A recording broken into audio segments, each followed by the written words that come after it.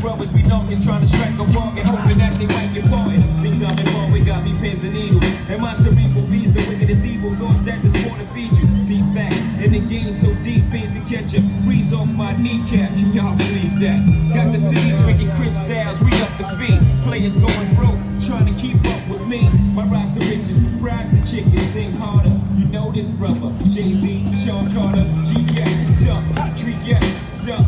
Watch me shine like a brightest G-Yes, stuff. All rhymers forget it like all timers. Small timers, I said it, I'm addressing all drummers.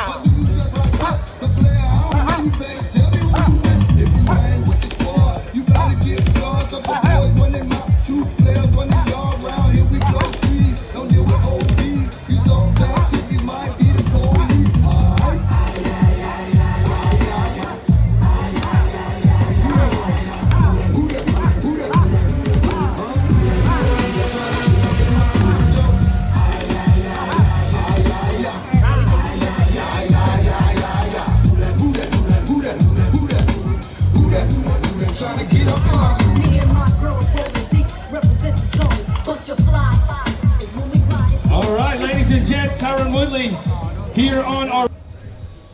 Let's go. How excited are you to be back? I'm excited. How excited are you guys to be back? This is a fight y'all wanted to watch anyway, so now they get to watch me and Jake go out there and make this shit official. Last time, you know, it was some doubt. It was some doubt on his fan side and my fan side, and now we get to go out there and get it on. Tyron, you're stepping in on late notice. No, Was you in training? This late notice to y'all. This is late notice to them.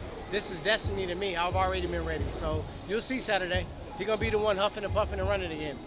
How important is like manifesting these kinds of things? Because you're known for a while. You felt like this time was gonna happen. How important is it for? It's been some times in my Strikeforce and UFC career where I had some big fights that came up, and they said, Tyron, can you step in and fill in this for the fight? And I was out of shape, and I wasn't ready, and I was sitting back and eating fucking greasy late night munchy food. But this time I was ready. I was excited. You know, Nikisa, I don't know where he at, but he'll tell you he couldn't even finish his sentence before I was in. So I'm excited. I'm excited for my team. They like instant oatmeal. When I called my coach, without even a shadow of doubt, with no card on the, no fight card on the books, he was in St. Louis. We were training. He didn't ask no questions. Tyron. Thank you, my man. Appreciate it. Now with obviously this fight, you had Floyd assistance in the last fight. Did Floyd and you reach out and talk? Yeah, about Floyd is a busy dude, man. I don't need him in the gym with me every single day. You know, GT is training him. So if he's qualified to train the best boxer of all times, I think that makes him qualified. So let's start putting some respect on GT name. Gerald Tucker is one of the best trainers out there. I train myself. He's training Clarissa Shields now. Javante Davis is training them. Adrian Broner. So his attention to detail, his ability to understand boxing and understand you and learn you as a fighter, not just about your skills and what power punches you can throw, but what makes you tick, what gets you motivated, and also what distracts you, and trying to minimize those things where you can clearly think about the fight. So I'm really blessed, and I'm thankful to have him in my corner. Like I said before, we've been training since the end of September, you know, so this ain't nothing new, you know, and our relationship is better, and the things that would have gotten me the victory, even without no knockdown, no 10-8 rounds, that would have got me in the victory in the last fight, we've already been working those things before they even asked me about the fight. You got the tattoo on your finger. Yeah. How much of a motivation is that, looking at it every single day, to look Jim Paul's ass? I mean, it's not really a motivator. It's a part of the story. Like, I watch some of my peers walk around with some dumbass shit tattooed on their face that they got to live with till they're 80 years old. So for me, it's like, it's just a reminder of what we did, what we created. I never looked at the fight until about a week ago when All Access was coming in to shoot the All Access shit, and I never saw how many people was there. I never saw how crazy and how electric the fucking arena was, and this is a part of the story. So at the end of the day, it's almost gone, by the way. So I don't have to look at it too much longer. And when I go out there and knock his ass out on Saturday, I'm not even going to trip about the tattoo. When did you get the inkling that this fight was going to happen? You know, at first it was just a conversation about clearing up the no knockout clause because, you know, a lot of people was saying there was a no knockout clause and everybody was wondering about was his fights rigged, and he himself and his management team didn't want his credibility if he was actually in real fights and just happened to win those fights. So I didn't feel the need to fucking go and clear the record straight. So that was the original call. And then it was some scares of COVID. It was some scares of, the new variant. It was all these different things that happened. Then finally it was like, are you ready? Are you in shape? We're here. We hear you supposed to be fighting. No, what you want, man? Is this motherfucker fighting or not? If he ain't, I'm in. So they didn't have to look at a second option. I was a dude. Now, would a trilogy be a thing? You're going to see a trilogy. You're going to see him get knocked out. Like, I didn't think he was going to take the fight again. I thought he was going to walk away and like, oh, I won, and, you know, just kind of walk away that way. But, you know, he did accept the fight. So I never disrespected Jake as an athlete or as a power puncher. I've verbally given him that respect ever since day one.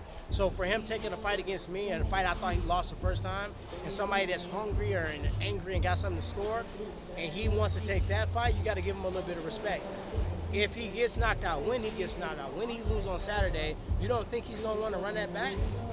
This is the biggest fight of the year. Like, we took over 2021 when you really think about it. There's been a lot of fights, been a lot of people, but nobody has gotten the buzz that this fight. This is not the YouTuber versus MMA fight. This is I don't fucking like you, you don't fucking like me. You've already seen the fight. It's already sold. You watched it. We don't have to woo you over. You saw what happened. Now we both are getting better. Now we both got something to prove. Does he have to get the tattoo? I don't give a. He a child, man. He's probably gonna do some betting. I'm ready for the little bets and shit. He might try to cash tomorrow. But I don't worry about that. Like, he gonna get my fist tattooed across his forehead. You know. I want to ask you about Frank Gore. Yeah. Right? Frank Gore's a beast. You know, I talked to Frank. Me and Frank, we talk more about mental strategy because he was an elite athlete in football, one of the best running backs of all time. And he's a very humble, down-to-earth guy for what he's done in the sport of football. But we talk about getting ready, talked about jitters, talked about sparring, talked about different things.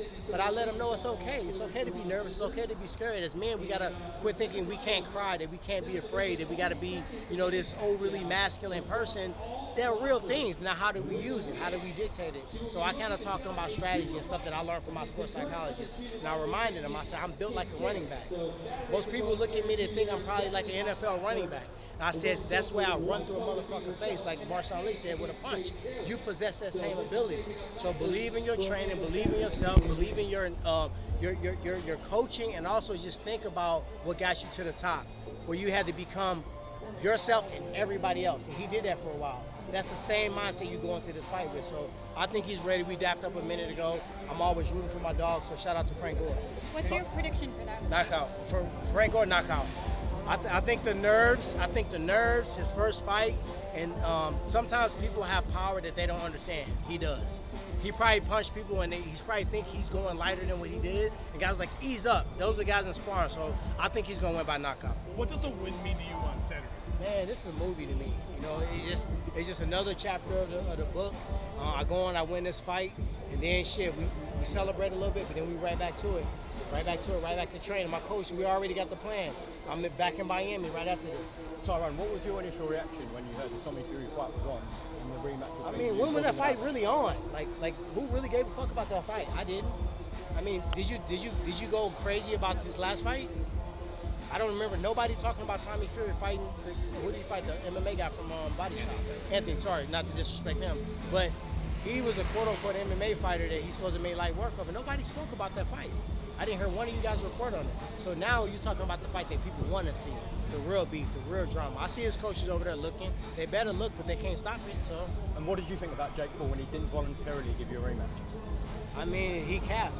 All this is about the look. The look is something that you want people to see and believe. I'm me. This is me. He'll tell you called me the other day, I'm not talking any differently than I was the other day.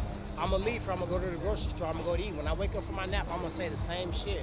He wants to present this product to you and wants you guys to buy into it. I don't give a fuck, and I'm trying to knock his head off. Hey, Tyron, I know I saw in the earlier interview, talking about when you knocked me out, quote unquote, knocking down in the fourth round. You were saying that you couldn't really throw. Your Because your shoulder was pretty jacked up. Yeah. Like the whole Damian Maya fight. Is it better now? Or No, I didn't say that. I didn't say it was messed up from the Damian Maya fight. It was messed up from punching Jake Paul in the head. And I'm pretty sure he was sore. It's bumps and bruises that we get into when we boxing or doing combat sports in general. And most fighters don't speak on it. I'm not gonna go around and act like I was so injured I couldn't do my job. You know, to be honest, for everybody wanting to hear the whole rope thing, you see how that rope is right there where I can lean my shoulders across that? That wasn't the fucking case in Tampa. The rope was right here at the back of my damn head. Cleveland, sorry. And me and my coach, we went into the ring the morning. I always do it. Every morning of the fight, I go into the ring and we go in there and we feel it. We want to feel the atmosphere. And I imagine that place being packed. And people cheering, people booing, people throwing tomatoes and lettuce at me, people grabbing my shoes, pushing me. I imagine the most chaotic thing, and I walk and I do the walk and I get in there and I mimic a fight. I did that. When I did that, I'm like, why is these ropes so fucking high? And then the guy was like, oh, we fought. He named off all these different fights that they did with the same type of ring. And then my coach grabbed the second and third rope. He said, these ropes are fucking loose. Look at them, right? So he tightened those ropes up. And he was like, hey, look, are these ropes to your liking now? And that was the last thing we saw and heard over the ring.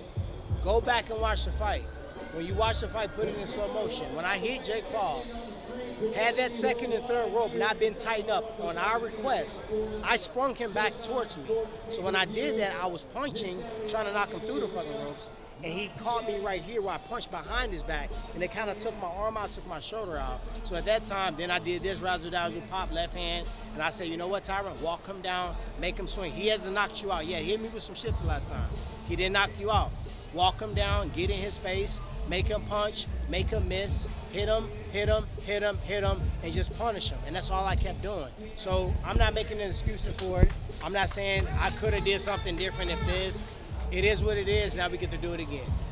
Tyron, after the first fight, there was a report that there was a 500 grand clause. You hogging the interview too, my man. All these other motherfuckers want to ask questions.